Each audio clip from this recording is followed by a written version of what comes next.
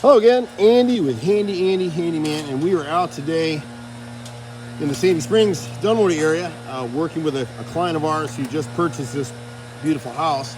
We'll be doing a bunch of stuff with it, but his real estate agent brought us out because the inspection report was huge and had a lot of issues and concerns, and part of that was with these gutter helmets. And you kind of see when you look at the edges how dark that edge is right there. And so when you look up through here, you can see the streaking across the tops of the gutters and through here. As soon as you see that, you know the gutters aren't working. And when you get up here where the guys have taken off the gutter helmets already, you can see why. And they've already blown this out, but see that downspout right there? That was totally covered over in dirt and debris that has gotten behind and underneath. So see, like here, they just took the gutter helmets off over here. See all the debris inside the gutter?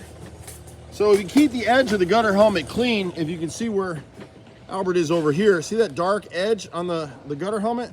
You gotta hand clean that thing. So you're not saving any money, so you gotta hand clean it at least once a year for this to work.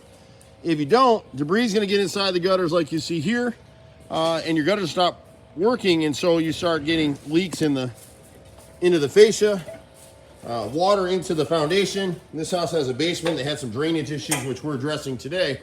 But just wanted to show you the gutter helmets real quick. Here's the edge of it right here. See the dirt and debris across the top? It just won't work.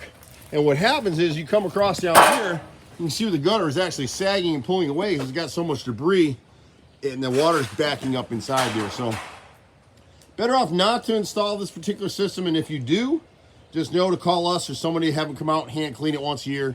Can't clean that with a machine. I'm Andy with Handy Andy. See you at the next house. Bye for now.